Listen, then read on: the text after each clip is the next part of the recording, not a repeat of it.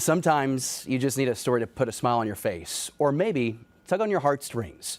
These days, nobody does that better than correspondent Steve Hartman with the CBS Evening News. And Steve, fortunate enough for us, joins us in studio. Thanks for making time for us. Oh, thanks for having me. I appreciate it. Welcome to St. Louis. It's the Show Me State. I understand. And you have arrived. Really, it's someone that really needs no introduction, but I would like to start with just saying the fact that, you know, you do these stories that range the spectrum. You move people to tears, to laughter. Is it the funny story? Is it the heartfelt story? What story you like to do the most? I basically just want to do a story that makes people feel something, and feel something different than they normally feel watching the news. I'm not interested in fear or anger or anything like that. I want to make people, if they laugh, that's fine with me. If they cry, that's fine with me, as long as it's happy tears. You know, I have to imagine you have stories coming to you from all over. What does that process look like? How do you even pick a story?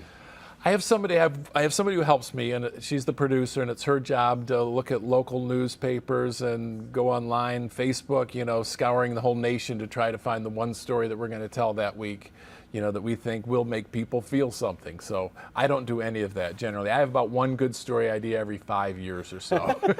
You know, one of the things that I remember you doing, and I loved it so much, everyone has a story, and it would start out with you throwing a dart at a map. Yeah. There was a time where we had astronauts picking these stories. That's right. Yeah. At first, the premise was just to pick random Americans. I mean, truly random people. So we threw a dart at a map, went wherever the dart hit. Wasn't aiming, threw it over my shoulder.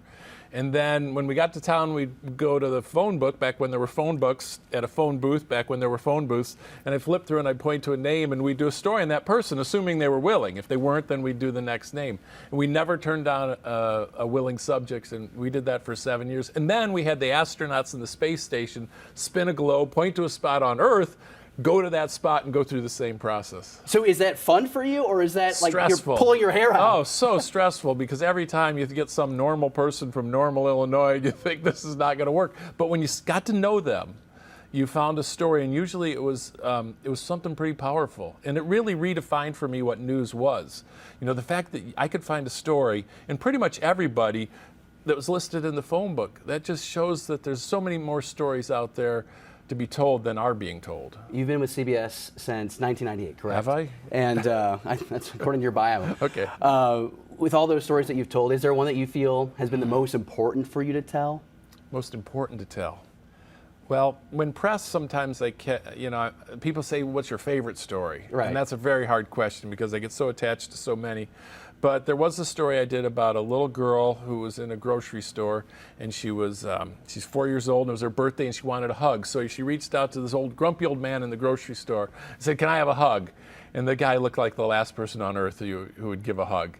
But he agreed, and it turns out that he had just lost his wife and had no reason to live. Oh, wow. And that hug turned his life around, and they became close friends, saw each other, you know, once a week for the rest of his life, and really gave his life meaning. And that's to me maybe the most important one, and my favorite, because it just shows what a small act of kindness can accomplish. Something as simple as a hug, you know, can change the world. And I think that's the takeaway from so many of your stories, is if we just be better to each other just a little bit, it goes a long way. Yeah. Do you have a surprising response, like the most surprising response that you've received to a question you've asked? No, not really. We kind of know in advance when we go there what people are going to say. I mean, I just did a story last week about a woman who, you know, wrote a message on an egg that she wanted to, you know, will you be my pen pal? 72 years ago. It just finally somebody says, "I got your egg." 72 years later. It sat around for 50 years with one guy, 20 years for another. And finally she gets the pen pal that she always wanted. I said, do you want to meet this guy? No, some guy that keeps an egg for 70 years. I've met too many kooks in my life. I don't need to meet him. That was actually what I was going to ask you about next, was that story, because you're building this up like we're going to have this great reunion. I thought we were going to. That was a surprise ending. That was not the uplifting story, but it was funny. Yeah, the funny ending, absolutely. Yeah. And in fact, I would say I've never laughed so hard in the middle of an interview as I did during that story.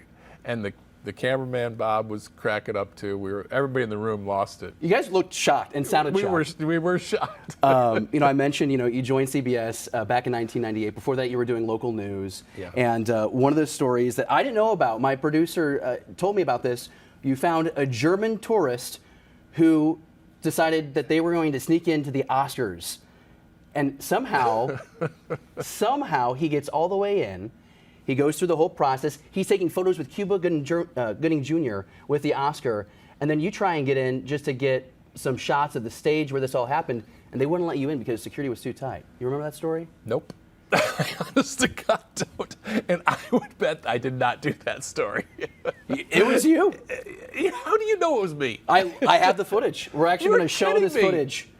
I have the footage of you outside the theater with this gentleman, Mr. Moore. This is local news. You know his name. This is the problem. I'm 60 years old now, and I will watch stories beginning to end and have no recollection of being there. I've told so many. He's told too many, but no, we want to continue to be spoiled by your stories. Before we wrap this up, and we do really appreciate your time, I do want to ask, someone that you featured in several of your stories is your dad, and you also did a story after he passed.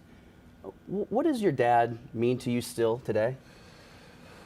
Well, the story you're referencing was, I did many stories. For a while, CBS was paying us to go on vacation together because they just thought my dad was funny. So they sent us to the Grand Canyon, they sent us to... You guys followed him around into the house one time. And then when he had to finally leave the house, and he was leaving the house and we were giving up the house we grew up in. And I did a story on that, and I almost didn't because I thought this is so common. Having to give up your childhood home, leaving it for the last time, my dad having to leave the house he built. I thought nobody's going to be interested in watching this, but we did it, and it turned out to be one of the most popular stories. Got the greatest response of any story we'd ever done. So he clearly means a lot to you. He means a lot because he was, in many ways, he defined who I am. He had integrity. His honesty. He never missed a day of work, and I didn't know this till after he died. Never missed a day of work, and he had to drive an hour to work. So there could be a blizzard. Perfect time to call in sick, but no, he would drive and stay at a motel near the auto plant he worked in so that he wouldn't miss work that day. So it's funny, the older I get, the more I see I'm like him. And you have his best parts. I had this thought that, here I am sitting with you, Steve, and I have this iPad in my hands, and we're in this age where everyone's got a phone in their face. Everyone's so disconnected. And as a storyteller and a strong communicator that you are there questions that you think we should be asking to each other to kind of reconnect? Well, we should be putting the phone down more than we are. I did a story once on a kid who, the school bus was going off the side of the road. There was a medical emergency, and the bus driver, had a seizure, and he ran up and he stopped the bus, and he's the only kid that did because he's the only kid that did not have a phone in his hand. He was the only one that was aware of his surroundings. And I think if we just put down the phones a little bit more and we're more aware of our surroundings and each other, we'd be a little better off. And here you are in St. Louis for a story as well. Can you give us any preview of that? Or Sure. I don't like to say too much because ABC and NBC follow me around all the time. They want to know what stories I'm telling. So, they're probably stalking me outside right now. But I will tell you this. There's some high school students here in St. Louis that get up much earlier than they have to every Wednesday morning, which is a story unto itself. But they get up to go have breakfast with a woman they call grandma, who's not really their grandma. And there's 20, 25, 30 kids that show up every Wednesday to have breakfast with this woman. And I'll save the backstory for when you watch the story, but There's a lot more to it than that. We're looking forward to it. Steve, thank you so much for your time. And of course, you can always follow Steve on social media. He has a great Twitter account. Be sure to follow it. He posts his stories on YouTube, and of course, you can find him at cbsnews.com.